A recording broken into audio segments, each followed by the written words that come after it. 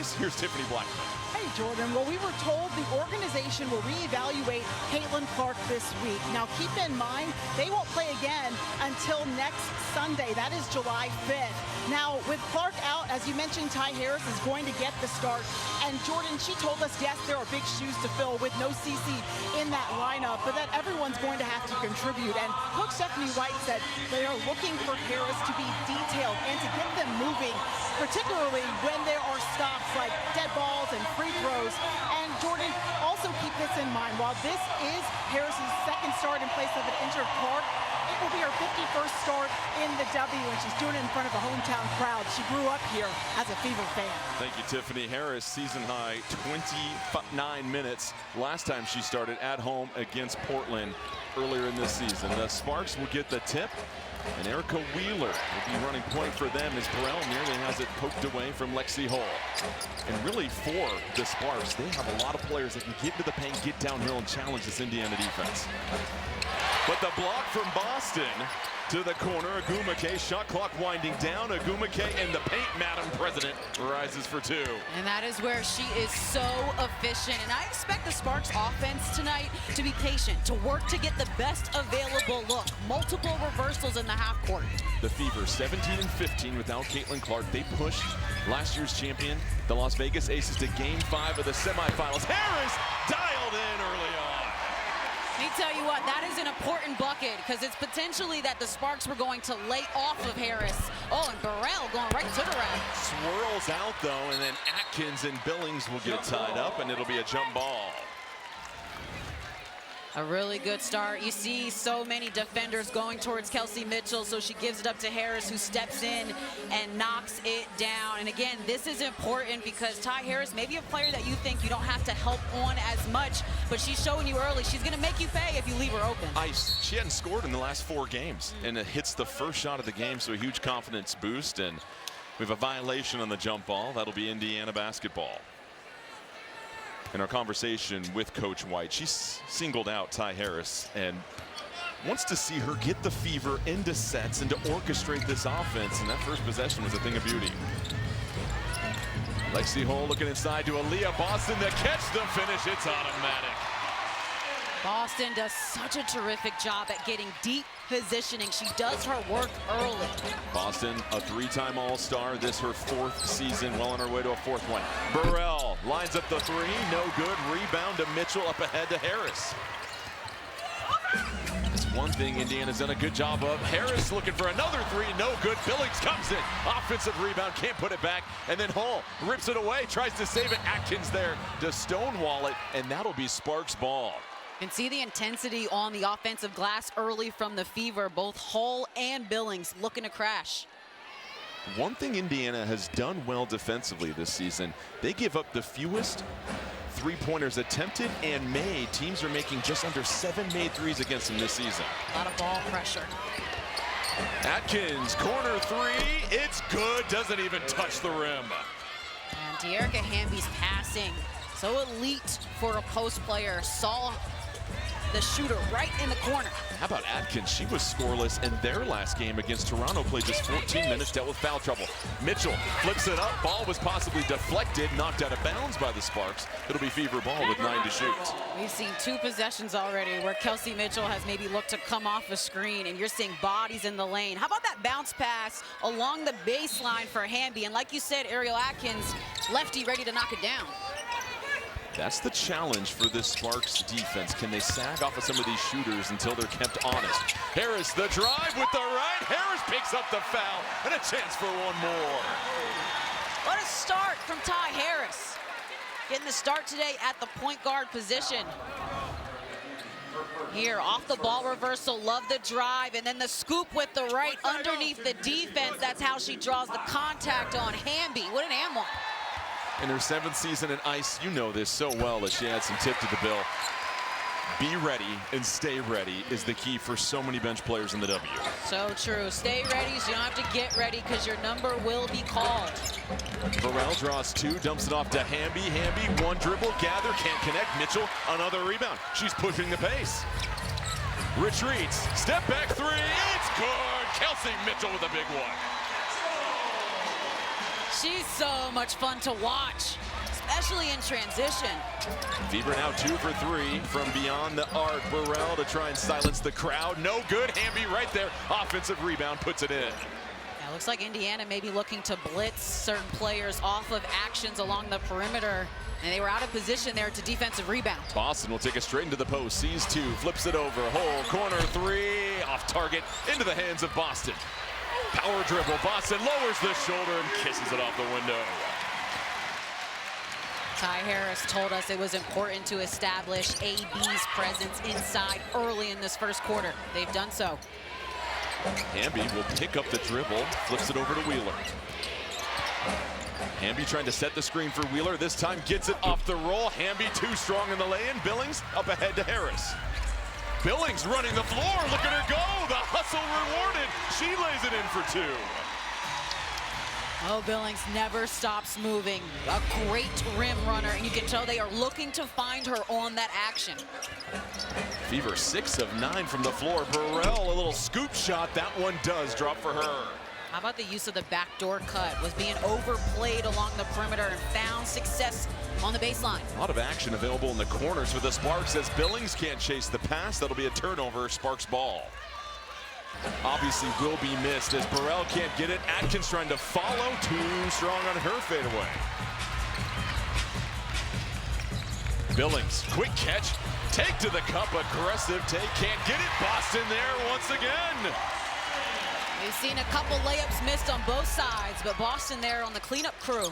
7 rebounds already for Indiana. That's 4 second chance points. Wheeler dumps it off. Atkins, another beautiful backdoor cut. You talked about Indiana's pressure along the perimeter, but what is open is the paint and the baseline to attack. Oh, what a find from Mitchell to Billings, the 1-2 connection. Those are the type of plays where it's just clean basketball. Spacing and timing are clicking. Atkins, pop a shot, no good. Harris the board. Indiana with 5 assists on 8 field goals already. It's important that they can stay true to their DNA, even without Clark on the floor. Harris checked by Atkins. 8 to shoot. Boston extended block. Agumake defending her. Boston whirling, twirling, lost the handle. Hamby scoops it up. 2-on-1 opportunity for the Sparks. Wheeler up ahead. What a connection to Hamby as she is able to get the easy 2. You know, De'Arica Hamby is going to run the floor every single time. Great decision from E-Will. So the Sparks also sharing the sugar. They've got 4 assists on 6 field goals. A team that is 6-2 and they have 20+ assists. Mitchell flips it over to Billings. Shot clock is now at 4. Harris has to hurry. Harris with the left hand. She's tripped up, so Harris again will go to the free throw line, and she's had a terrific first quarter. She's been aggressive, and that also is the Fever. Get into the basket. Mo Billings getting downhill on the attack, but it's Aaliyah Boston on the cleanup crew. They did that, but they need to call it in real time. And listen, for this Indiana team, unless you lived under a rock in the sports media world this past week, all sorts of noise, commenting on the situations and the plays. And we had a conversation with Monique Billings about the players that understand that spotlight and gravity, and she's slogan. Mo is so, but the key is sometimes you just got to log off. Take your time, take your space, make sure that you set boundaries so that you can come back and approach the game with like a fresh perspective. And I just thought that was such a veteran mindset to have. And they have looked so composed out the gate as well. As Burrell can't get it, 5 assists, 8 made field goals as Michaela Timpson checking in, and the lay-in for Burrell. She's got 2 buckets now. Man, that was almost like all the way around the world. Action just came off the curl and kept getting to the rim. Sophie Cunningham also in for the Fever, and Jihan Park checking in for the Sparks, number 6, defending Harris. 6 to shoot, Boston. Looking for Mitchell on the handoff. Mitchell finally circles around, tied up by 2 defenders. Shovels a pass to Harris. Harris for 3. No good, in and out. Agumake the rebound. And that's the shot that you want if you're the Sparks. You want to stop Kelsey Mitchell from scoring, force her to be a facilitator. Burrell, who's averaged over 18 points a game the last 5, has been a key point of the Sparks offense. Wheeler looking to get a screen. She feints it, and then 3 in the key. Called against the Indiana Fever, and that'll be 1 free throw coming up here for the Sparks. We'll hit every highlight with CBS Sports HQ, streaming free 24/7. Download the CBS Sports app to watch today. You see Sophie Cunningham having a conversation with Michaela Timpson, telling her that she's got to step out of the paint as Agumake hits the free throw, and both coaching staffs realize they've got to be better defensively. Well, especially if you're Timpson, you've got both Hamby and Agumake on the floor who operate and do their damage in the paint, and so it challenges the defense as well to be on the rotations. The rookie Raven Johnson checking in for Indiana, as well as rookies Laura Ziegler and then Kiana Williams in her 5th year coming in for the Sparks. Park up top. Shot clock winding down. Agumake, I don't know if she realizes it. She's got to try and beat it. She won't, and a stop for the Fever. A good defensive possession. You could hear the communications courtside, the direction everyone was giving, and just trying to be on the same page. And I also like this as a defensive lineup as well. Timpson brings some athleticism and size. We know Raven Johnson is a rookie that takes pride in her defense. And a lot of the younger players that come in, we mentioned Ziegler stepping onto the floor, have talked about answering the call defensively, knowing their assignments, and being able to set the tone when they come off the bench. Johnson, who had a season-high 7 assists in their last game, and then we have a whistle off ball. Get a clarification on this. Offensive foul against Kelsey Mitchell, so that'll give the ball back to the Sparks. Burrell will come out, Atkins back on the floor. We've talked about the emphasis on freedom of movement that goes both ways off ball. Ziegler, the handoff to Park. Park pushed well beyond the arc at this moment, trying to get another screen from Ziegler. Weaves a pass. Ziegler sets her feet short on that one. One of those ones maybe she should have taken another dribble towards the cup. Kelsey Mitchell will take plenty of dribbles to get to the rim on the other end. If you sulk after a bad shot against the Fever, they are going to make you pay. They are going to get down the floor faster than you can blink. Agumake, the jump. Beautiful dish from Park. Yeah, they could go to that anytime, especially if Boston, that's guarding her, is in a little bit more of a drop coverage. She can hit that short roll at a high clip. Mitchell, dime, down low. Timpson cutting. She is fouled by Atkins. So Ariel Atkins will pick up her 2nd foul of the game. So much attention Kelsey Mitchell draws, whether it's off the bounce or she's off ball, and teams are wondering where she is. Almost 3 defenders kind of collapsing in that area, and then Timpson able to go back door. And Timpson doing a really nice job. You oftentimes talk about player movement. When your defender leaves an area to go help, what do you want to see from that offensive player? And movement, right? And movement with purpose. I feel like that's been a theme in talking to W head coaches this season, is knowing when to cut, how to cut, not just cutting because you're trying to get out of a space, but the most dangerous space on the floor is a space that was just occupied and is now open for you to attack. And that's what Timpson did on that baseline attack. Timpson splits a pair. She didn't play in their last game against Phoenix, so how about the contributions from players that really haven't seen much or done much in the last couple of games for both these squads? Park to Agumake. Park on the outside. She'll try a triple. Oh, it is pure. And she cuts the lead to 2. A little pick and pop action there from Park. Good looking shot. Jihyun Park had a season high of 13 points against Minnesota earlier this season. Boston twirling against Agumake. The help comes over late from Ziegler. That'll be a foul against her, and Boston head to the free throw line. Was waiting to see if the double was going to come this early in the game, but here just a little pick and pop. See how much space Boston is giving Park, so she knocks it down, and then the drop step here because she sees that the help is late, and Ziegler has to be there a second earlier. Otherwise, you're beat by that time. I was just going to say the same thing. Agumake, the vet, you saw how quickly she shaded to the right shoulder of Boston, and the players being on the same page defensively with their timing and rotations. Something that the Sparks are looking to improve. We talked about it off air, but I just feel like they need more of a head on a swivel, right? Where all 5 players that are playing defense have head on a swivel. They see their player the ball, but also other action around them to be able to defend. Boston up to 8 points now, and Indiana continues their hot shooting from the floor. As we mentioned, 64%. Hamby reverses it. Ziegler. Hand off to Park. Park baseline drive, baseline jumper off the back of the heel. Leah Boston off to a sensational start. 8 points, 4 rebounds, and then a collision there. And that foul is against Aaliyah Boston, so another turnover for Indiana. Yeah, she's looking to initiate offense here, gives the pitch, and then is definitely still moving into Atkins as she goes under. It's so hard with those dribble handoffs, the timing between the guard and the big on that mesh oftentimes. Under a minute left here in the first quarter. Chance Gray getting her first run, tries to deliver a pass, loose ball. Hamby scoops it up. Hamby blocked by Boston down low. Timpson claims it. Johnson, known to push the pace when she's in the game, will slow it down. Cunningham coming off the handoff, a near foul again on Boston. Boston with Hamby checking, will back her down. Boston, a couple more power dribbles, cross-court 5. Cunningham up top, shot clock dwindling. Cunningham floats it with the left, no good, stopped by the Sparks. Park. Shot clock and game clock, just 1 second of separation. Siegler, backdoor cut to Gray, and Gray cannot finish. And that's going to give Indiana one more chance. Timpson trying to outrun the defense. Siegler doesn't tie her up, fouls her instead on the floor. It'll be Indiana ball with 8.8 remaining.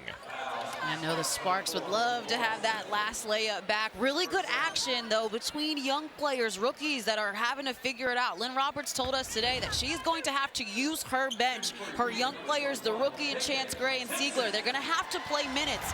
And that's a way, hey, get the first one out of there. You miss it, make the next one. It's the second foul on Siegler as Timpson hits the first free throw. We talked about how would the ball move without Kelsey Plum and Caitlin Clark, the 2 leading assisters on each team. Well, so far, Los Angeles with 7 assists and Indiana with 5 here in the first quarter. Feels like the ball is just moving at such a good pace for both teams. 8 seconds left. The Sparks have had a lot of success with backdoor cuts. Williams, her free throw line just once, and so I feel like the aggression, the getting downhill, making free throws, and then the ball movement has looked really good. The Sparks have had their opportunities. They have missed about 3 to 4 bunnies. They have 7 assists. They could very easily have about 10 assists if they just converted some of those lay-ins. Yeah, I mean, they've also got 8 more shots in that first quarter than the Fever. So on the stat sheet, you're doing the right things. Like you said, you got to finish. And a collision as Burrell is helped up. It's a foul on Kelsey Mitchell. Kelsey Mitchell will pick up her second foul now. And that is scary. Kelsey Mitchell is definitely a seasoned vet, and I believe can play through foul trouble, but this early in the contest, not sure. And they get her for kind of jumping in and then making that contact to the face of Burrell on the pass. Williams goes coast to coast and just slices through the Fever defense. Hey, that's how you keep the defense honest, right? Sometimes you don't need a play, you just got to challenge your defender one-on-one to guard you. Love that take from Williams. Harris, the response on the other end. She's got a season high already with 9 points. Whatever you can do, I can do it too. What a start for Ty Harris. I mean, this is so important. Your point guard out. Sometimes chemistry and rhythm aren't there, but Ty Harris just feels like a well-oiled machine with this team right now in the way that she's also scoring and facilitating. Maisha Hines-Allen will rumble her way, but it's Billings there to clean it up again. You cannot forget to box out Mo Billings. She is going to crash every single time. More easy scoring opportunities for the Fever. 6 second chance points in this one. Agumake, corner 3, in and out. Burrell trying to come in, somehow got her hands on that rebound amongst 3 defenders from the Fever. Hamby up top, her triple, no good. Sparks now 2 of 7 from outside. Cunningham will initiate the offense this time. Hines-Allen, the handoff to Harris, who has had the hot hand for the Fever. Hines-Allen at the free throw line. Checked by Hamby. Backdoor cut to Mitchell, and the foul. Look at the execution for the Fever. And Kelsey Mitchell, such a threat when she has the ball, but also when she does not. Ty Harris gets downhill, paint is open, and she finishes here. And then watch Kelsey Mitchell, just a change of pace, catches Ray Burrell sleeping just enough for her to find an advantage and score. Mitchell and Boston have combined for 15 points on 6 of 6 shooting, leading the charge in the absence of Caitlin Clark. It's almost like what we said in the open is happening. Whoa. largest lead of the game now for the Fever. It has quickly ballooned to 11. Sparks need to just start converting some buckets here. They do, and you get it down to the future Hall of Famer. That high-low game between Hamby and Agumike is so good, and Hamby, again, her passing really picked up this season. She has 4 assists already in this game, averages 3, and the absence of Kelsey Plum, she has been serving it on a platter so far in the first half. Backdoor cut to Cunningham, that's deflected off the hands of Burrell. 8 to shoot for the Fever. Going back to your point about Hamby, it feels like if she's in a screen and she short rolls, they give it to her around the nail, and she's just spraying, looking for action side by side. Those are the 4 assists. Cunningham, the catch, the connection, and the finish as she's fouled.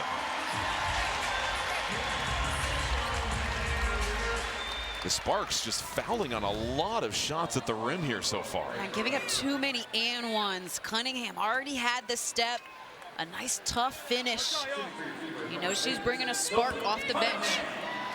So Cunningham, who in their last game had just 5 points, she completes the 3-point play. That's the 3rd 3-point play of the first half for Indiana.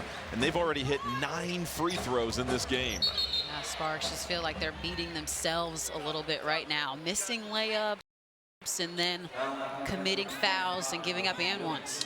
Billings with the foul near midcourt. A little too physical there. And for Indiana, again, they're comfortable without Caitlin Clark. Clearly, you prefer to have her on the floor, of course, but this team can switch the way they play offense when she's not out there, and they look very fluid thus far. And it's also a unit that played the majority of their season last season without Caitlin Clark, as the defense from Billings is exceptional. Harris scoops a pass up ahead to Cunningham. Hines Allen. What are you most excited for when it comes to the future of the game? Well, I think the women's game is very much arrived.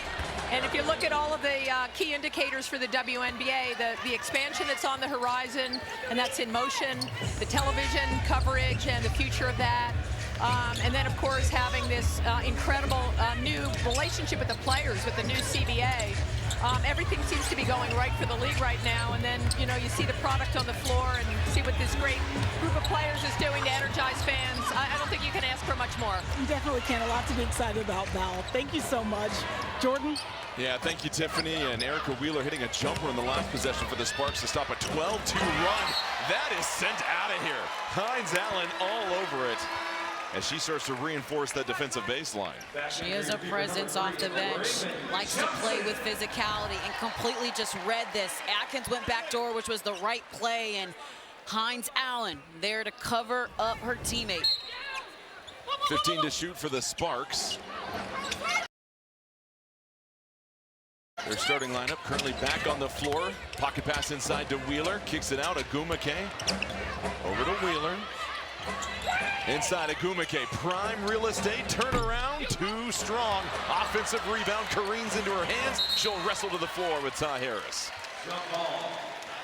Agumike can make that shot at a high clip, and something I feel the Sparks need to continue to do is to attack the offensive glass. If you allow the Fever just to rebound and run, they're going to run the score up. You must attack the offensive glass to stop their transition. That's the first line of defense versus an exceptional transition offense team. They're getting out rebounded 17-8 at the moment, and Harris didn't even make an attempt to jump right there as Agumike just reached up and plucked it from the tree. And sometimes you just got to acknowledge the mismatch. No, we'll just play defense 5-on-5 here. Right there. That's fantastic. Sparks ball, Wheeler on the side, 14 to shoot to clear things up here. Hamby is 2 for 7, will dump it off. Cunningham going to be whistled for the foul as she got her hand caught in the cookie jar. That's a tough one, because I thought Sophie Cunningham read that perfectly defensively. Knew Agumike was curling and beat her to the spot. Watch her get to the spot, but it's the chomping down on the arms that come down is where she commits the foul. Hamby with those 4 assists, as we mentioned, spreading it well, but this time a deflection from Hines Allen, and then shoves Wheeler. The foul's on the floor, and that's going to go against Wheeler. So that was one of those situations where Wheeler initiated the contact first. Oh, Hines Allen, look at the defense, trying to get it to Agumike, gets the deflection, and then Wheeler certainly tries to cut her off. Hines Allen, a bit too big to even feel that. Just bumps right off. And Hines Allen, her activity has completely reshaped the way the Fever are playing defense here in the second quarter. I mean, Aaliyah Boston started off so strong, and she's given her a blow, and then maintaining the intensity on both ends of the floor. Johnson whips it over to Boston. Boston pitter-patter dribble. Back to Johnson. Oh, Park read it perfectly. Look at her galloping down the other end of the floor. Hull comes through, and Park with the lay-in for two. I thought Lexi Hull was going to catch up to that, but what a defensive possession from Park. Tapped me about 17 times during that fast break. Boston rattles in a three. That has been her calling card this season. 19 threes this year, more than the last three combined. Hamby back on the other end. Hamby just working so smart. Catches Boston over the top and is probably going to get a delay of game for that. But Boston here, left wide open, and if she can catch with her 2 feet set and wind it up, that is as good as money. She has really worked on her three-point shooting this season. Yeah, we talked to her earlier in the season, and it was about releasing it as soon as possible and just stepping in and not thinking too much when she gets those opportunities. Harris back out to Boston. It's Billings down low, defended by Agumake. Charges baseline. Strong move, can't finish. Agumake will run the break, surrounded by 5 members of the Fever, and they're going to call her for a carry in transition. Well, let's take a look at the upcoming WNBA national TV schedule. We've got a doubleheader on CBS tomorrow. Minnesota at Dallas, and then Las Vegas at Chicago. In the nightcap, it's New York at Golden State on ESPN. And then Tuesday, we've got our Commissioner's Cup Championship, Las Vegas at New York. For more on these games, please go to WNBA.com or visit the WNBA app. Commissioner's Cup. It's going to be a good one. Aces and Liberty have won that each in the last couple of years. Hole, the reversal, can't get it. Park will bring it down. Opportunity here for the Sparks to make it single-digit deficit. Wheeler, no good from the outside. Hull hurries over for the rebound. Johnson off the handoff. Hands poking at the ball. Somehow saves it and keeps it alive. Collision near the sideline.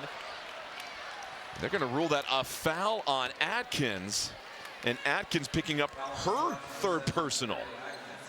This has been the Achilles heel of the Sparks, especially in their losses, just committing so many fouls, giving teams opportunities at the free throw line, but especially putting their better players in foul trouble early. And Atkins, someone that you need on the floor to try and guard Johnson, Mitchell, Hull, Cunningham. Cannot do it, though, with 3 early ones. Number 0, Tanaya Latson, checking in for the first time for the Sparks as Kelsey Mitchell returns to the floor for the Fever. Emma Cannon, number 32 for the Sparks, also getting her first run and picking up her first foul right on point. That's the 10th foul of this game already for the Sparks. I know they want to play with a high level of physicality on the road, especially against a Fever team that's going to try to wedge you in underneath and really post up, but got to be able to be disciplined defensively. Can you guard without fouling? So Boston will go to the line. Indiana in the bonus. Boston sitting at 11 points, 5 rebounds, make it a dozen. Well, coming up on the Deloitte Halftime Report, Jenny Dell, Renee Montgomery, and Lisa Leslie are standing by in our New York studio to bring you their insights on our first half and catch you up on all the latest news in the WNBA. That's all coming up on the Deloitte Halftime Report. A trio of your good friends in the studio, and I know you text with them throughout the games most of the time. The most amazing people. We have the best studio coverage. Foul on the handoff. That'll go against Johnson. And listen, it's been a tighter whistle to start off in this first half, and you know this as a player. Oftentimes you get a sense for how this game is being officiated, then you adjust according to that. And it's on the players to adjust, absolutely. The whistle's been consistent, however, Indiana with 12 more free throw attempts than the Sparks. Wheeler will use the Hamby screen, flips it over. Park sets her feet, lets it fly, no good. Boston rebound number 6. Boston, she can run the break. Gets it to Mitchell. Mitchell rise, fire, no good. Board to Cannon. Latson in and out dribble. Will initiate the Sparks set here. Wheeler draws 2. Cannon, no hesitation. The 3 off target. Up ahead, it's Billings that gets behind the secondary. A pirouette catch and able to drop it in. every single time, Mo Billings is going to run the floor. And Indiana. Largest lead of the game for the Fever. It's at 15 with under 4 minutes left here in the first half. Sparks have just not been able to connect from outside. 2 of 10 from beyond the arc. Billings gets a hand on it. Latson scoops it up. Shot clock winding down. Latson has to do something with it. Tough jumper, well defended by the Fever. You ask me, that's 3 possessions in a row in which the Sparks haven't gotten the offensive look they want. Fever plus down the glass. Oh, Johnson left her in the dust and scoops it in. All Indiana here in the first half. They lead by 17. And it is by committee. A championship level. But right now it's about consistency. They've had games this season where they have been up and then have not maintained leads. So can they continue to put their foot in the gas? As Kelsey Mitchell put it to me, can they continue to punch and punch again? Let's check in with Tiffany Blackman as the Fever get another stop. She was in their huddle. Well, as I just said, they need to continue to punch, and that's what Coach Stephanie White talked to us about this team really establishing that energy is one of the biggest things. And guys, I just came away from their huddle, and Coach White was telling this team, that's great choice word, defense. So she's happy with the effort tonight from that group, as you guys can see with the transition game. I'm sure there's just a handful of words to choose from with that choice word, but either way, the fire that the Fever have come out with as the Sparks are able to force the turnover, it's a great response to the loss against Phoenix, and we mentioned a lot of the noise around this program all week long. You just get back to playing ball, and you're playing at a high level. And this part in the season, you want to know what your identity is and be able to win through your identity. They haven't dropped a beat without Clark on the floor. Sparks blocks, though, and you look at what this defense has done, holding the Sparks to just 36% shooting so far. Boston gets the screen from Mitchell, and Wheeler is knocked to the floor. Mitchell's able to drain the 3, but Wheeler quickly tended to from her teammates. And they're doing the baseline count. Nobody's called a timeout yet, but they're going to stop play as Wheeler very shooken up right beyond the 3-point line. And here it is. Oof. Hamby just some friendly fire catches Wheeler right across the forehead. Especially with the forearm, too. You're feeling a lot of bone on that contact. Oh. This full screening for Boston, and it yielded a made 3 for Indiana. But now you see Wheeler has to stop and regather herself. She was getting ready to step off the floor, but here it is. And you can tell it was a lot of force in that action as well. And Hamby went right to her teammate, checking on her. Certainly hope can return to this ball game. We've got to be careful, especially with contact above the shoulders. It's a tough blow for the Sparks. No Kelsey Plum, no Erica Wheeler for the moment. We'll try to give you an update on her status, so you imagine the point guard duties will fall into the hands of Jihyun Park now. And I think Kiana Williams as well will maybe share a little bit of that load. Agumake. Left-hand drive into the paint. Agumake fading away, and a much-needed field goal for the Sparks that are able to snap a drought. I've seen her make this bucket so many times over her career. Nice little fade away. Under 2 minutes left here in the first half. 18-point lead here for the Fever. Boston, a couple of dribbles, makes it look so easy. She went right at the chest of Hamby. Just initiated that contact with a little bump and found space to finish. What a half for Boston. 15 points, 7 rebounds.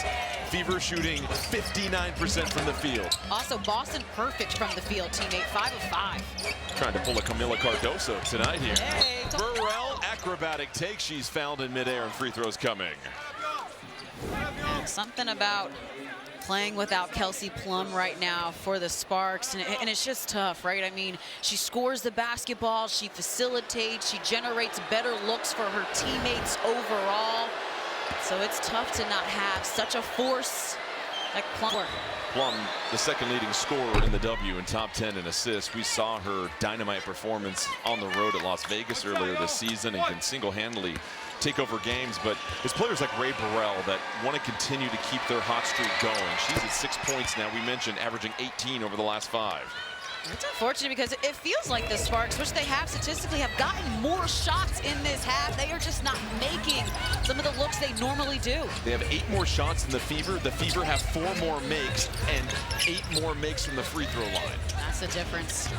Boston bullying the opposition. She is fouled by Hamby. The Sparks have zero answer for Aaliyah Boston right now. Yeah, we saw a little bit of a double action on her earlier in the game, but it wasn't for long, and it feels like they aren't committed to going back to it. Hamby trying to hold her own. But Aaliyah Boston is being aggressive. She's being assertive, and she's creating the contact first to put the defender on their heels. And regardless of where she catches it, she's able to simply get into the paint. The BET Awards 2026 are tomorrow. Watch live performances by Kehlani, T.I., Cardi B, and a tribute to Miss Lauryn Hill and much more. The BET Awards 2026 hosted by Drewski tomorrow at 8/7 Central on BET. Boston perfect from the field, perfect from the free throw line. 6 of 6 there, 17 points, 7 rebounds. A game's worth of production in the first half. Burrell has a little bit of daylight. We'll flip it over to Williams, and it's a battle for positioning as Timpson will be called for the foul against Hamby. Felt like the Sparks were a little more deliberate in that half-court offense and making sure they got a little bit of reversal and then found Hamby inside ceiling. Well, a lot of their best action has come from Hamby and either the high post or the low post catching the ball, because she has so many different ways she can threaten the defense. I mean, because she's so tall, she can see over the defense. So that's where we see those assist numbers come in. I mean, a 12-year veteran as well. She knows how to pick apart defenses. But I tell you what, it feels like she's missing Kelsey Plum out there. Just the activity that Normie Kelsey brings, the gravity at which you have to guard Plum with sometimes leaves Hamby open a little bit more. So she's having to do a lot of that work without the advantages being created. Hamby averaging 14 points a game this season, was averaging around 17 points a game in May. Production dipped a little bit in June, but you mentioned that's when Kelsey Plum started missing most of her time.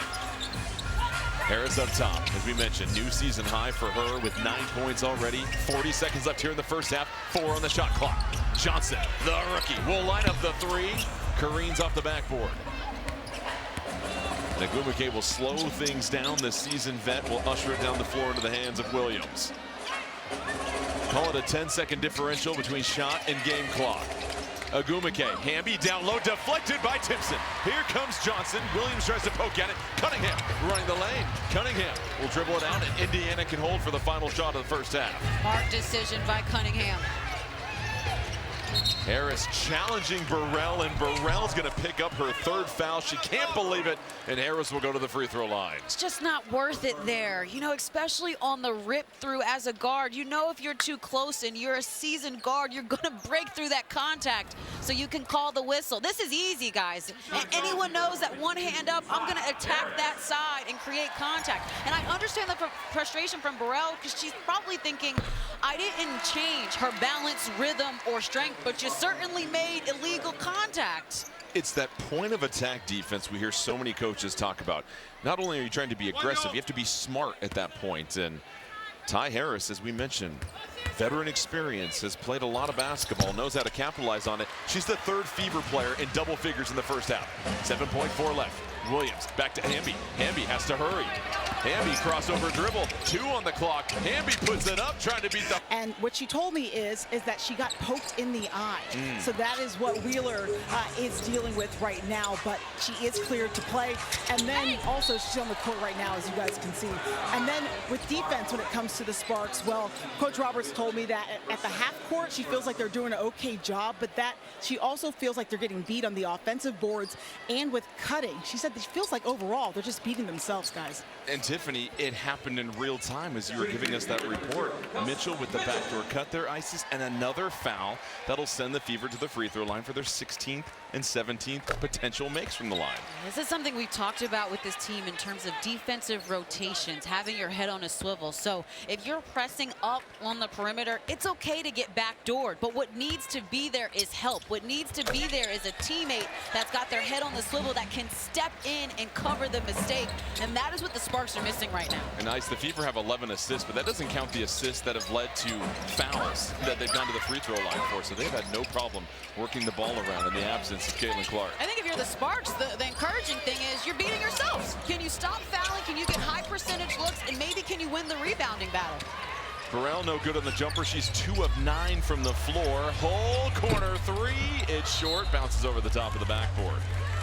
That was going to be the thing for the Sparks. With no Kelsey Plum, who we know can score at a high clip, and especially in the paint for her size, where can they find the efficiency? And right now the shooting numbers, 36% from the field, 20% from three. That's just not going to cut it in her absence. And they haven't gotten great looks in transition, which is where Nneka Ogwumike told us she wanted her team to attack and that be the focal point to start this game. I'd like to see them get stops defensively, though, so you can get out in transition. Ogwumike, no good on the three. Rebound to Hull. That's been the problem is for the Sparks.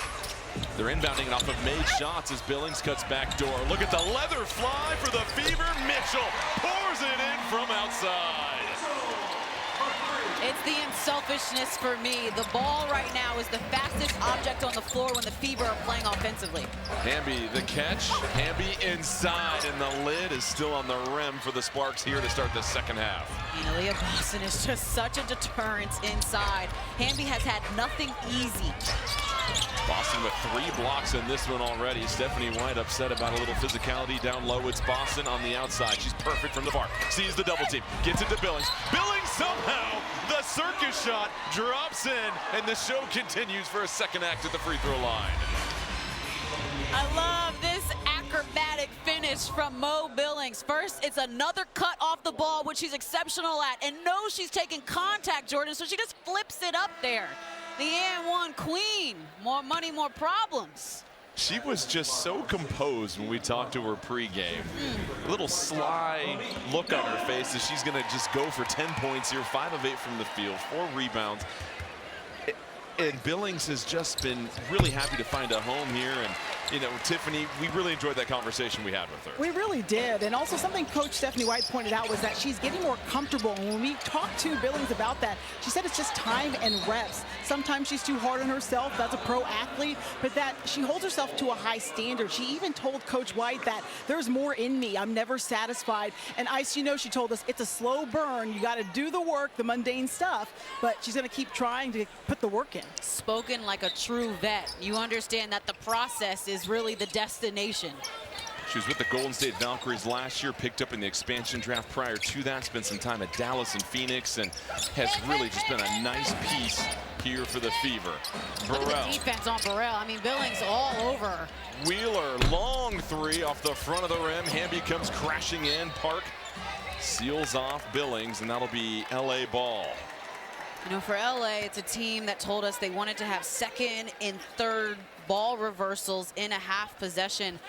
If I'm them right now, I think I might feed Nneka Ogwumike. See if you can get her some buckets one-on-one in the mid-range where she's exceptional to kind of get back into this thing. You got to find a way to cut into the lead. Ice, they had 7 assists in the first quarter. Since then, just 2. Hamby, the catch, just sandwiched between 2 Fever players. It's a forest of Navy jerseys and 3 in the key if she can't get it out in time.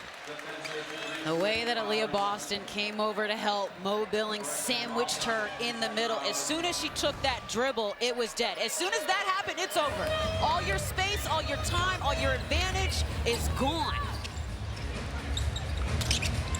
Boston, the handoff. Mitchell ducks behind the screen. Her 3, no good. Ogwumike tries to save it. Hull keeps it alive. Hull then falls on the end line. And we have a whistle on the play. A foul on the Sparks. So we'll check out the action one more time as Hull was able to get a hand on it, then a collision. I think Park is going to be whistled for the foul. She crashed into Hull. Yeah, going into the body. Good hustle play from Lexi Hull. And Lexi Hull's been in the starting lineup, and it's just been a great complementary piece. So a lot of the starters here in Indiana. She plays terrific defense, and they're still looking for her offense to kind of rise to a little bit more consistent level, but she has shown that she can be a terrific outside shooter in previous seasons. And listen, it is a long season. Players are going to go through ebbs and flows, and that could be another piece to unlock for Indiana later this season. Yeah, but having covered Lexi Hull in her career, something she cares about is being impactful on the defensive side of the basketball. That doesn't matter if she shoots well, if she's making layups, she can still affect the game in a positive way for her team. It's an 8-0 Indiana run to start this quarter. Lead is sitting at 28. Boston, the dribble, kicks it over. Hull back to Boston, 10 to shoot. Boston working against Ogwumike. Boston blocked by Ogwumike. Tremendous defensive effort. 5 on the clock. Billings with it. over to Harris. Harris sees it. Harris to beat the clock. The 1-2 step in, checks up in the rim. Wheeler running the floor. Burrell, bounce pass. It's Agumake that'll step in between it and gather it for the lay-in. The first points of the quarter for the Sparks. That's what they need more of, right? Transition, finding ways to score through advantage situations. No whistle as Atkins spills to the floor. Hull draws two, kicks it over. Mitchell. Baseline drive. Mitchell tries to knife between two defenders. Stopped by the Sparks. Here comes Wheeler. Burrell feints the ball screen. Boston there to slow her roll. A cutting Park somehow fishes it out. Agumake for three. No good. Rebound to Harris. Three-point shot simply not falling for the Sparks. 2 of 13. Kelsey Mitchell, though, she's dialed in from outside. They are just picking apart the Sparks defense in the half court and in transition. A foul on the action.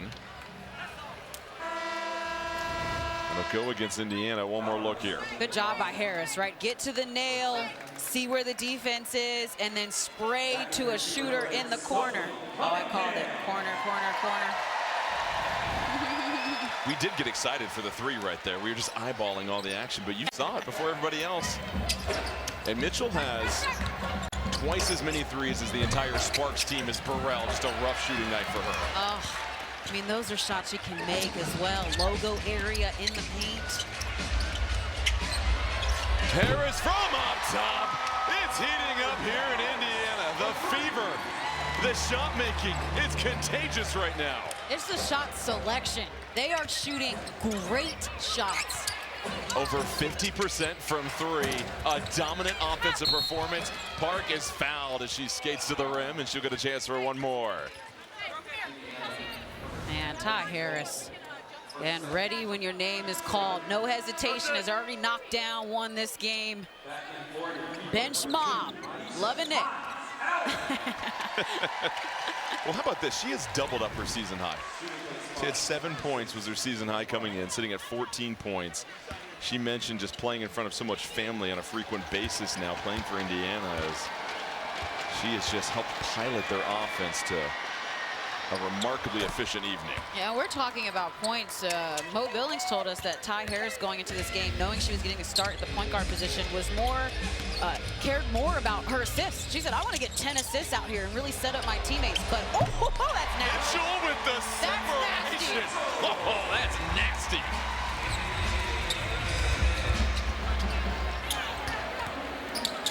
The Sparks just trying to find a couple of consistent offensive plays. Agumake, tough take between two defenders. She'll go to the line for an and one opportunity. Yeah, a little spark for the Sparks, back-to-back and ones, but Mitchell, the kill dribble, the behind the back, little step back in the midi. I'm telling you, nasty work from Kelsey Mitchell. I honestly feel like every time I call one of her games, that's exactly how I describe her. Nasty work. It just ain't fair. That's what my wife said about my handyman work at the house over the last weekend. They're certainly got to stay in my lane. Here comes Johnson to initiate the set on the other end. Hines Allen, power dribble. Hines Allen clears everybody out of the way, puts it in for two. It's a bulldozer. I say that in the nicest way possible. It's a compliment. Yes, yes. I think any post player in any basketball league wants to be called a bulldozer. Burrell. Finally able to drop one. Burrell now 3 for 11 as she's just fighting through a difficult shooting evening. But this is what it's going to require for the Sparks to fight through some tough times. Last few minutes have not had two close players on the floor. They've elected to go with 4 guards, maybe to match the pace of how the Fever are playing right now. We'll see if that can tune things up. But the problem is Hines Allen is just blowing past defenders. And that's going to be an offensive foul against Hines Allen as Atkins took the brunt of that force, and that'll give the ball back to the Sparks. We talked about the bulldozer. Well, the Indiana Fever, what's the prescription after a loss? Some hot shooting and the ball moving around. They lead big here in the third.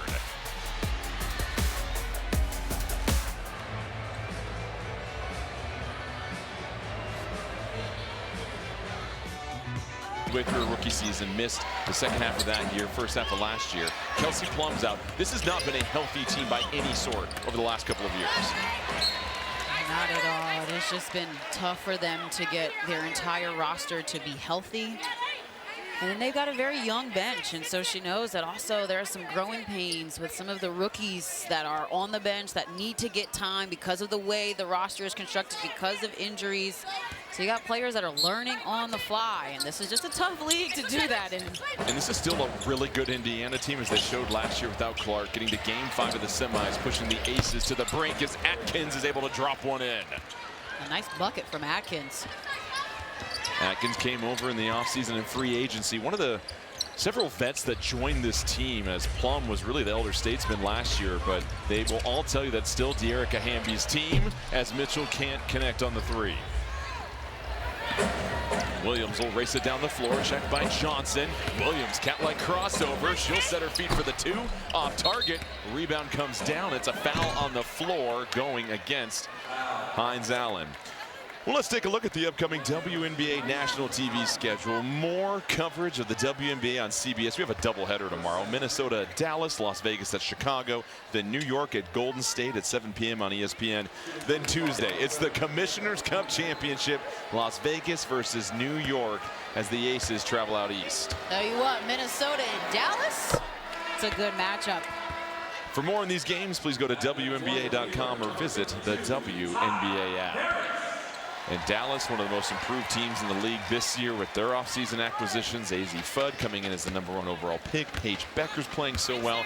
But I think Minnesota has arguably been the biggest surprise because of their departures and what one Olivia Miles has been doing this year. Oh, a ton. I mean, they lost so many important weapons to the expansion draft, and without Nafisa Collier, you didn't think they would be one of the best teams in the league this early in the season, but you said it, Olivia Miles stepped into this game as a rookie and plays nothing like it, has taken the league by storm. Indiana calls timeout as they were almost wrapped up at that moment. They are hanging on to a healthy 25-point lead with 3:28 left here in the third quarter. And listen, we talked about easy baskets. One way to get those is transition if you're the Indiana Fever. And they do it two ways. Sometimes it's just the fastest player on the floor with the ball in her hands. Kelsey Mitchell weaving, little hesitation, then pulls up for three because that's hard to guard in transition. And I love this one. Mo Billings gets the rebound, sees the opportunity, and sprints the floor. That is a rim run for a beautiful finish. A lot of teams want to score within the first 6 seconds of the shot clock if they believe they're a good transition team. We saw both of those buckets, 5 seconds, 5.5. It's just an efficient and lightning fast offense. And that's why earlier in this game, I was highlighting for the Sparks to offensive rebound, because the only way that you're going to stop a team from transitioning so fast is to force them to defensive rebound with numbers. And I've got some numbers here for you, by the way, Ice. I know you love those. Indiana this year is averaging 98.3 points per game at home. That would be a WNBA record for points per game at home. They lead the league, scoring 93 points per game. And right now they're sitting at 75 with over 13 minutes left in this ball game. I mean, this game is a great example of their depth. I mean, 4 players in double figures. A Ty Harris that has 14 points in 21 minutes. They're just loaded. They'll bring the ball to the other sideline here. We mentioned 15 assists on 25 made field goals. The efficiency they've shown, shooting 56% from the field. Cunningham off the sideline, out of bound action. Hines Allen rolling again to the cup. And a foul as she goes up. And that's the thing, Indiana's either scoring or getting fouled every single time they attack the rim, it feels like. Yeah, and I'll add another one, straight line attacks. I mean, it just didn't seem like there was much help in the paint to stop Hines Allen on the drive. Straight line attack, and Hamby left to fend for herself one-on-one. We know a lot of teams have been at a torrid pace over the last couple of weeks. The number of teams that have played 4 games in 7 days, 4 games in 8 days, it slows down next week. For Indiana, their next game isn't until Sunday, July 5th. So for Clark, who has been listed as probable on the injury report 13 times this season with that back, this is some valuable time for her to get some rest and recovery before the season ramps up again. I totally agree. I mean, and just an opportunity for her teammates as well, as Bray gets the and one, for her teammates as well to step up, right? I mean, after watching this game, you got to think if you're Caitlin Clark, you're happy with what Ty Harris produced, knowing that CC likes to play on the ball but off the ball, and now creates another dimension where maybe there are more minutes for her in the future. Something this team has talked to us about before has been getting her a little bit more off the ball to be the 2. And as Stephanie White said, less of that dribbling, right? Less of kind of just the pounding the ball into the ground. Their offense has really been flowing and clicking. So that rest going to do wonders for her as well. And also the mental reset, right? Of just having a couple of days just to breathe, to not be in basketball mode, so to speak, also does a lot for players. We're not even halfway through the season when it comes to the sheer volume of games. And as we've heard so many players say, including Mo Billings, it's a slow burn. It's a long season, and you want to be fresh at the tail end of it. As Billings, fading away, pumps in another jumper. She's got 13 on the night. That was a slow burn. She took her time, backed her down, found the angle. Good game for Mo. Johnson, terrific on-ball defense from the rookie. Here comes Gray, gets the screen from Hamby, flips it over to Park. Park will unleash one, no good. Rebound to Billings. Billings rips it away. Look at the sure grip on the ball as she draws the foul. Actually going to call jump ball here as Park was going after it. So it'll be Park and Billings to jump it off. A lot of contact on that jump ball. I like the intensity from Park to go and crash the offensive glass. Keep in mind the Fever, we mentioned rest. They're coming off 2 days rest into this game. They are 3-0 on the season when they get 2 days rest, and now a foul. Violation on Sophie Cunningham on the jump ball. So no foul against her, and it'll be Sparks ball. Switch that up. Fever ball. A lot of confusion here on the jump ball right now, Ice. So we had a lane violation against Los Angeles. Fever ball as Harris brings it down, and then Cunningham gets knocked to the floor. Might have just been a little rookie mistake here. Gray trying to navigate, get around the screen, and there just wasn't room to. So Cunningham is met with contact. Just the unforced errors, putting a team back on the free throw line. So Cunningham will head to the line. You saw Lynn Roberts wondering if that was called against Gray. It was, as Cunningham can't roll in the free throw. It's that time of year again. Make sure your voice is heard for this year's WNBA All-Star Voting presented by Ally. Scan the QR code on your screen now to vote for the WNBA All-Star starters. And that's going to be a tough 10 to choose. The 4 guards, the 6 front court players. And especially when you've got a handful of players that could be first-time All-Stars because of the way in which they are hooping. It's not just the same names we always talk about. Burrell can't get the pop a shot. It'll be Indiana ball.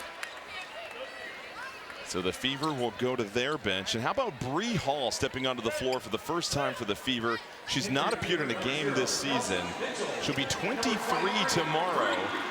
And she's now activated for her second game of the season.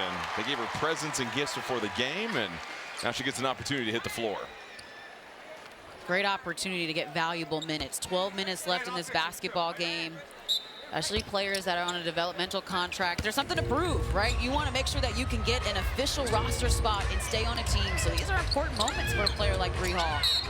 And Cunningham takes another shot in essentially the same spot, and this time it's Burrell, and that's more free throws coming up here for Cunningham. And so it's a long season. We mentioned for Indiana on their end, they want to remain healthy and be sharp at the end.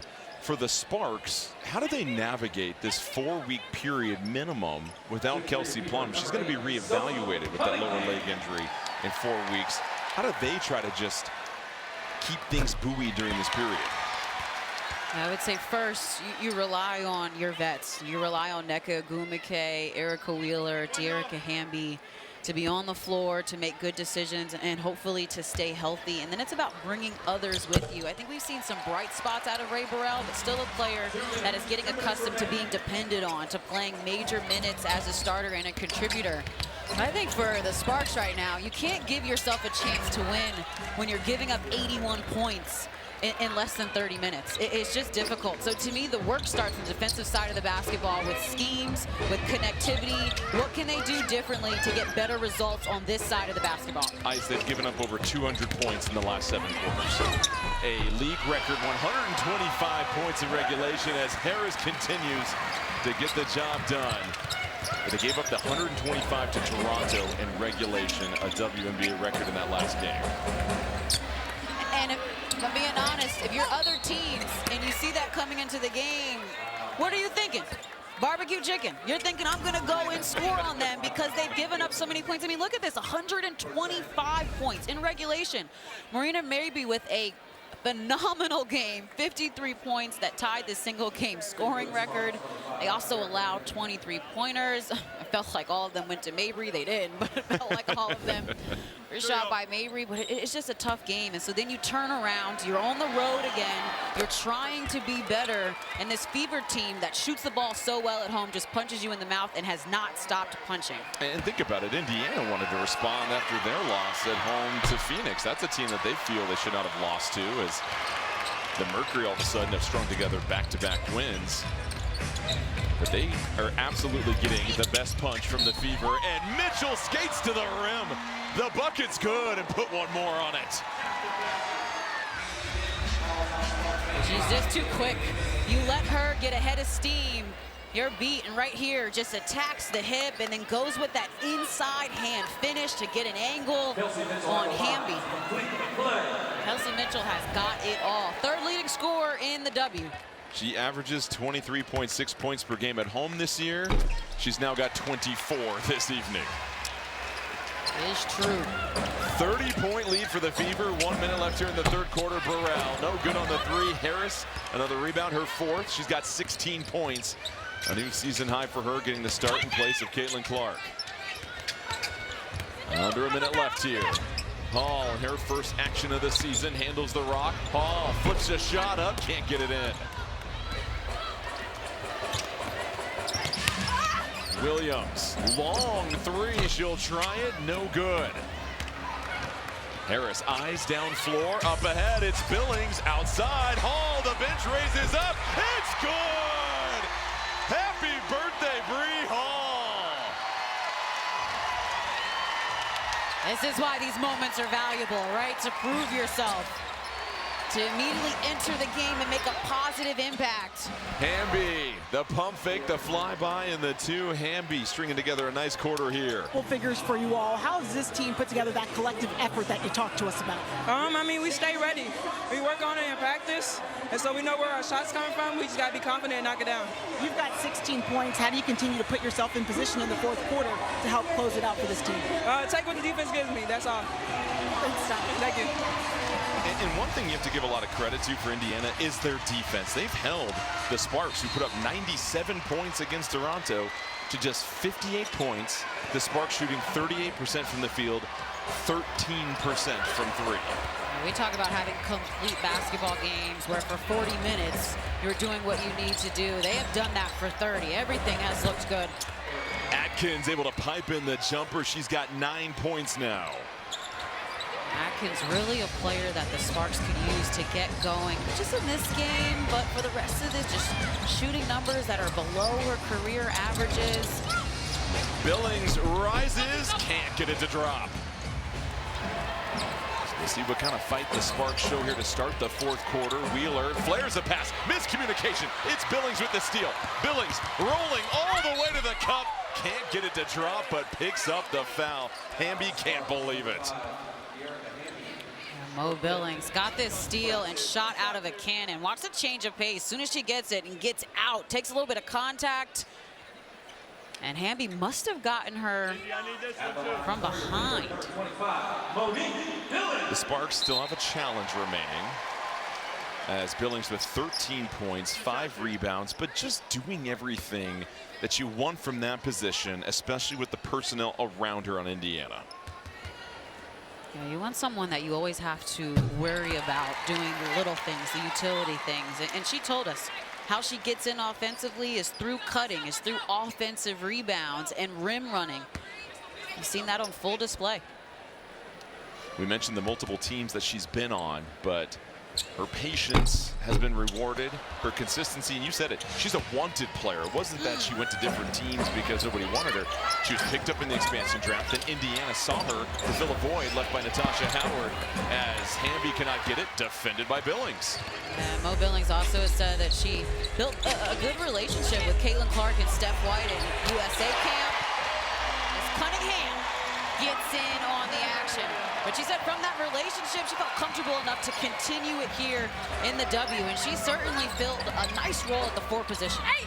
Hamby, the cut to the rim, the nice find as she lays it in. Hamby now up to 15 points. That ties Agumake for the team high. Mitchell, pumping, drive. Mitchell right through the lane, unimpeded with the left. They'll just carve you up. They go to Hamby once more, poked away by Cunningham. She's rolling, huffing and puffing down the floor. Thought about a tagger 3 there. Instead, held it up. It's Billings. Billings knocked off her spot. It's going to be a foul against Hamby.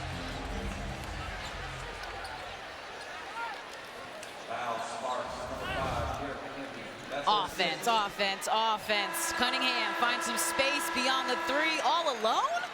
You know what's going to happen. Knocked down. At just 7 points combined over the last 2 games, has 9 tonight. 4 or 5 from the free throw line, perfect 1 for 1 from the 3-pointer line. And she had spent extra time after their walkthrough just getting shots up from outside because she'd struggled with the 3-point shot over the last couple of games prior to this one, but finally finding her rhythm as Hamby fouls out of this game with her 6th foul, and Billings once again continues to help Indiana weaponize the free throw line. Just a frustrating day, and these are the growing pains that happen when you've got such a dynamic player that's out and you have to figure it out. It felt like Hamby was put in more vulnerable positions today defensively, trying to compete with the inside presence of the Fever, but it's been the calling card of the Sparks to foul, right? It's kind of where they beat themselves, and so you're seeing that and how early De'Arca Hamby fouled out. Well, it's 21 fouls, but it's the fouls on shot attempts. Or passes, or reach-throughs, you know, things you don't necessarily need to do. And keep in mind, this team is second to last in the league in block shots. They don't have a true rim protector out there that you can funnel things to that can ride. And then to follow that up this year with the way that they've been playing, hooping, leading the league in defense, it's been really fun to watch. Out of bounds on the Fever, and it's one thing I've noticed. The top 6 to 7 teams in the W just play really good basketball. It will be hard to believe that 2 of those teams are going home after the first round of the playoffs this year. It just feels that they are star-laden, well-coached. They can score the ball, they defend well, and of those teams that we mentioned at the top of the standings, teams like New York, Dallas, Golden State, Minnesota, Las Vegas, 2 of those teams are not making it out of the first round. How about Atlanta? And Atlanta, Atlanta yes. looks very good, very strong and confident. But you're absolutely right. And those are the top 6 or 7 teams right now. Yep. We have plenty of basketball left for a couple of teams who have had major players out due to injuries start to get things cooking again. Well, we know the upcoming expansion. And you all pointed out she didn't look too happy when she called that timeout. I listened to her kind of get onto this defense, telling them they've got to play defense in real time. And Ice, you know the coaching never stops no matter what the lead is. That is how you build, Tiff, championship DNA. Right? There's no secret that this team, having back-to-back #1 picks, has the talent and the depth with what we're seeing to be a championship contender. But it's moments like this when there's 6 minutes left in the game, you're up now 31, that it still matters if you're playing a high level of basketball. And especially knowing Steph White, the defensive side of the basketball is where she takes pride in with this group. Indiana now with back-to-back 100-point games. It's the 4th time in the last 6 games they've gone over the century mark. Whole lot of buckets. Pace and efficiency in less than 40 minutes is very impressive. But one thing about Stephanie White, she's the only coach in W history to have a winning percentage over 600, not to win a championship. I feel like it'll be coming at some point for Coach White, a former coach of the year back when she was with the Connecticut Sun in 2023. Burrell attacking in transition, slips and falls, but is fouled by Hull. Well, Thursday, July 9th, summer's guiltiest pleasure is back. Expect the unexpected when a new season of betrayals, backstabs, and blindsides begins. Big Brother premieres Thursday, July 9th on CBS and streaming on Paramount+. Never know who you can trust in Big Brother, Ice. Ooh. I can trust you, I know that. Can you?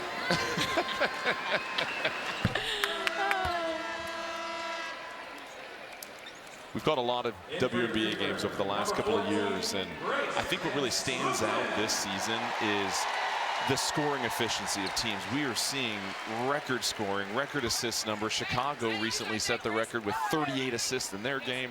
Indiana, the quality of play, and you mentioned the upcoming expansion, is going to give even more opportunity to a lot of talented players that currently just don't have the minutes. Couldn't agree with you more. I mean, it just allows for some younger players and rookies that, you know, a few years ago would have been cut in training camp because they didn't have a spot, but because we're expanding and adding more spots and more teams, it allows for more opportunity, and we're seeing that across the league. Foul on Ray Burrell, and Lynn Roberts wants to challenge this as Burrell is down by the Sparks bench. So a challenge on the floor from the Sparks. Indiana's being set back-to-back games of 100+ points. And you go back to that term, championship DNA. Timeout Los Angeles, challenge the foul on the floor. There's certainly a grind to the season when you're going from city to city. As we take another look at this, Burrell and Harris both racing for the ball. Anything you see there to either warrant the foul or turn it over? I really don't. I actually see just loose ball. It's funny because I actually thought Burrell took the brunt of the hit. I thought the foul was going to be on Harris. Right. But, I mean, she didn't allow it to affect her.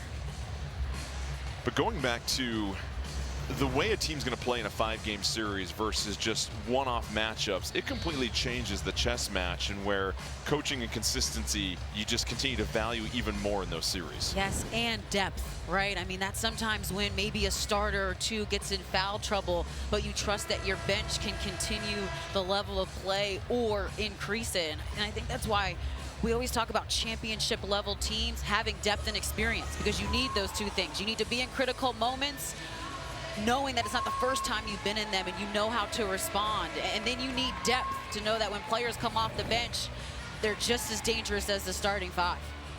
And you go back to Indiana's run last year. They win Game 3 at Atlanta. Ooh. That was the shocker in the first round.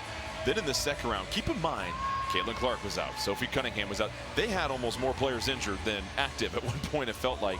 And it wasn't until Game 5, Kelsey Mitchell can't finish the game because her body just almost quits on her because she's trying so hard in that series. And they push the Aces to Game 5. The Aces would go on to sweep the Mercury in the finals.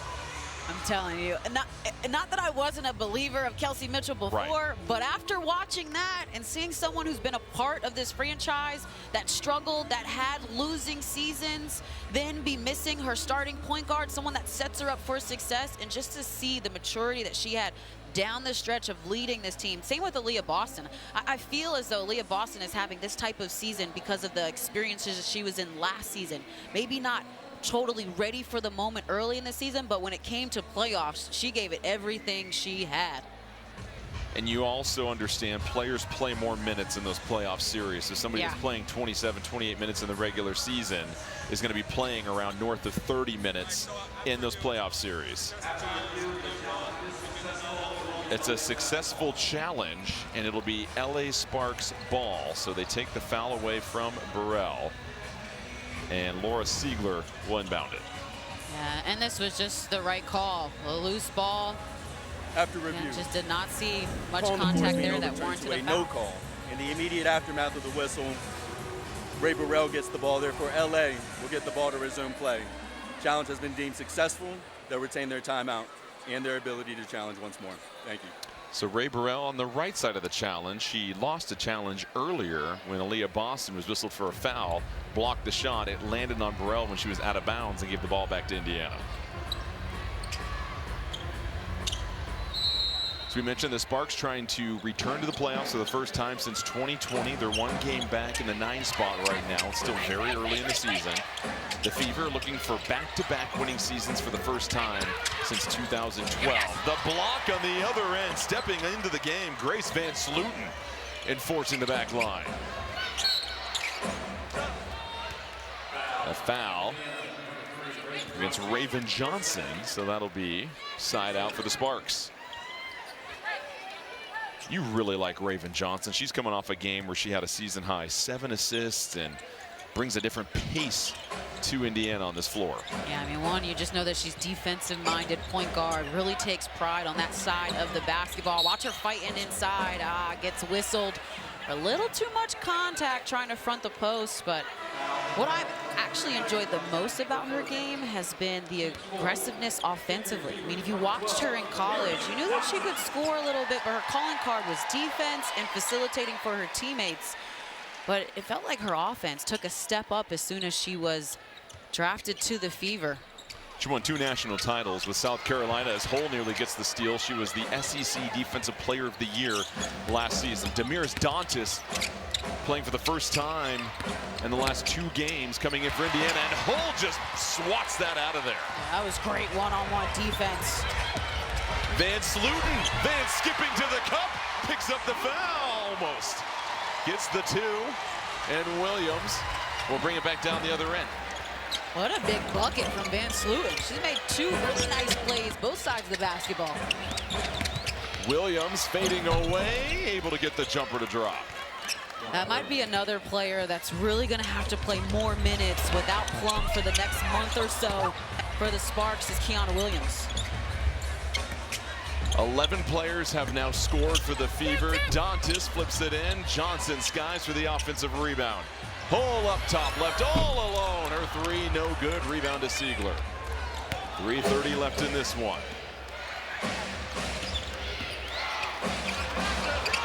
Latson picks up the dribble. Siegler waiting for a little action. Kicks it back out to Williams. The 3, no good. And Indiana closes it out again. We mentioned holding opponents to just 80 points a game in their victories this season. Los Angeles well below their season average. Just so poised. Tiffany, you've got more on Ty Harris. Well, Jordan, I told you all that she grew up here. This is like a homecoming being back with this Fever team. But also, I should point out, she was there back in 2012 when the Fever won their first championship. So her Fever fandom runs deep, and she could not be more excited about this opportunity that she's getting to be a part of this team and be back in Indiana. Yeah, pretty neat opportunity for her to be a fan here, now playing for the team, and that's going to be a foul off the ball as Cannon was launched out of one towards the stanchion. Nothing like playing at home. Comfortable, you know, your people are here to watch, give love and support. You get a home-cooked meal, maybe after some home games. Come on. Sounds sweet. That was a shout-out to my mom. I'm missing a home-cooked meal. What's the best thing she makes? Ooh, lasagna. Lasagna. With some apple pie. All right, I know who I'm calling next time we got a game near Jersey. Yes, Denise, we coming to you.